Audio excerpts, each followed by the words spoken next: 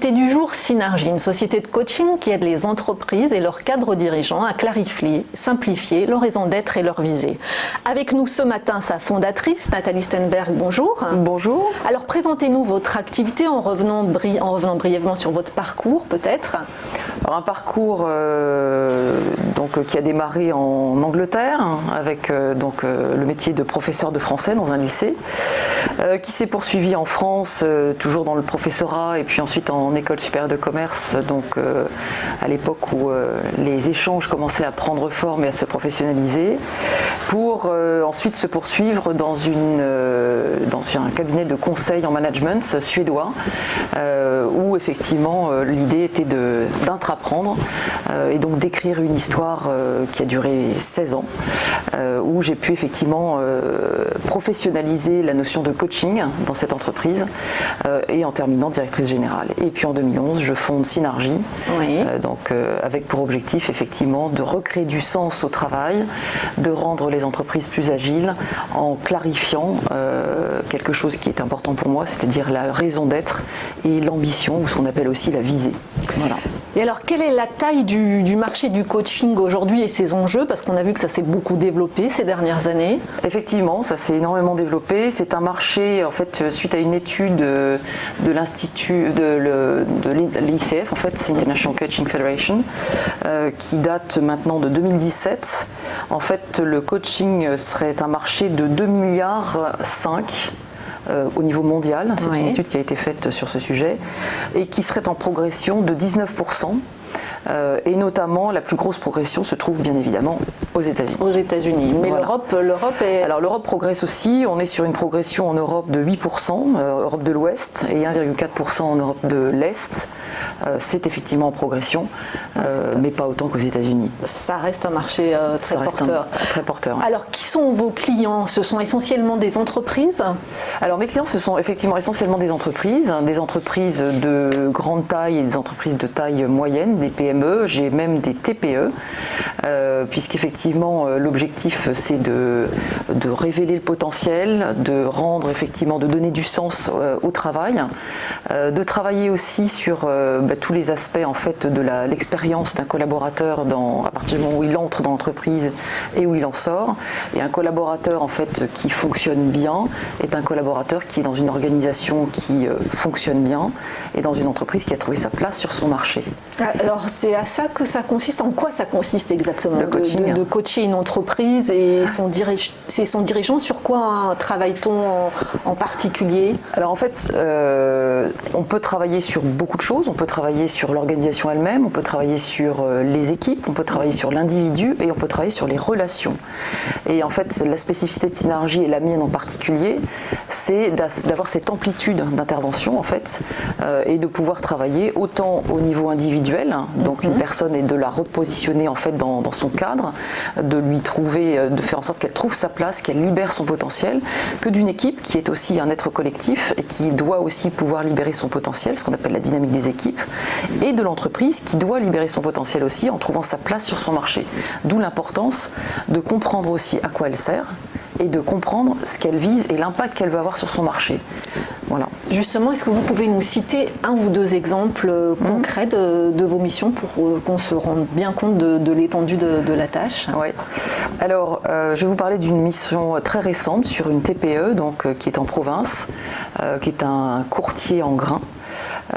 Qui a décidé en fait de rendre finalement la vie des agriculteurs possible en instaurant la notion de circuit court et en permettant aussi la vente de leurs grains en fait à un prix raisonnable. Donc là, l'objectif de la mission, c'était en fait de travailler sur la croissance exponentielle de cette entreprise en professionnalisant l'entreprise elle-même, ce qui a supposé plusieurs choses. D'abord de coacher les dirigeants, donc j'ai démarré par le coaching des dirigeants, et ensuite j'ai continué par le coaching de l'ensemble des collaborateurs pour, on va dire, nettoyer entre guillemets un certain nombre de croyances qui permettaient à qui ne permettaient pas à ces personnes justement de progresser et de mieux travailler ensemble. Donc là, justement, ce qu'on voit là, c'est très intéressant parce que l'idée c'était ça. Il y avait des silos et effectivement, l'idée c'était de descendre la décision, la responsabilité de la décision au niveau de toute l'entreprise, mais en même temps que chacun trouve son territoire. Et donc le coaching a été individuel, d'équipe et organisationnel. Voilà. Et un autre exemple, par exemple, je sais pas, dans une grande société. Alors, dans une grande entreprise, donc chez un industriel, donc le numéro 2 d'une structure de production, la personne en fait est coachée, est présentée comme un très haut potentiel et doit incarner le nouveau style de management de cette entreprise. Sauf que cette personne a vécu des choses difficiles au sein de l'entreprise et a du mal en fait à se positionner et a ce qu'on appelle le syndrome de l'imposteur. Et donc l'idée est de le sortir de ce syndrome et de faire en sorte que sans se compromettre, il apprenne à faire des compromis et qu'il apprenne effectivement à se positionner vis-à-vis de sa direction générale qui est très impressionnante tout en restant lui-même. Donc le coaching, c'est ça en fait, cette séance pour arriver à ça. Et alors au regard de ces différentes expériences, est-ce que vous avez le sentiment, puisqu'on est sur TV Finance, que le monde de la finance est prêt à être coaché? C'est une excellente question. C'est une excellente question. Alors j'ai coaché des services financiers, j'ai coaché des DAF. Je pense que si la finance accepte de se faire coacher, ça peut être extrêmement intéressant parce qu'effectivement ça peut permettre aux entreprises finalement que chacun retrouve sa bonne place. Puisque le coaching pour moi c'est ça en fait, c'est que chacun trouve sa place, que les organisations trouvent leur place. Ça pourrait être intéressant, je pense qu'elle est prête à ça, puisque l'environnement en fait la pousse à ça aujourd'hui. Et alors combien de temps durent en moyenne vos missions et quels sont les tarifs ? Alors mes missions durent entre 2 heures et 2 ans. Oui. Donc l'amplitude est vaste, tout dépend de la problématique. Le coût, en fait, alors si on parle d'un coût horaire, ça va de 350 € de l'heure à 800, et un coût jour, ça va de 1600 à 2200 € jour. Et alors, est-ce que vous travaillez seul ou en équipe ? Je travaille en équipe et seul, les deux. J'ai une équipe en fait qui assure une certaine complémentarité puisqu'il y a des experts, des coachs systémiques comme moi, des coachs appréciatifs comme moi, et donc je suis la seule à combiner en fait le coaching systémique appréciatif et à utiliser effectivement l'ensemble de ces techniques en les combinant. Mais effectivement, oui, nous sommes une équipe et une équipe qui peut croître puisqu'en fait c'est un réseau partenarial que j'ai constitué en 2011. Qui me suit depuis 2011 et que je suis depuis 2011 puisque c'est une synergie. Et, voilà. et on voit, c'est un marché évidemment, vous l'avez dit, qui vraiment est en forte croissance. On voit beaucoup de coachs maintenant se mettre à leur compte. Qu'est-ce qui vous différencie de vos concurrents ? Je crois que ce qui me différencie de mes concurrents, c'est l'amplitude d'intervention.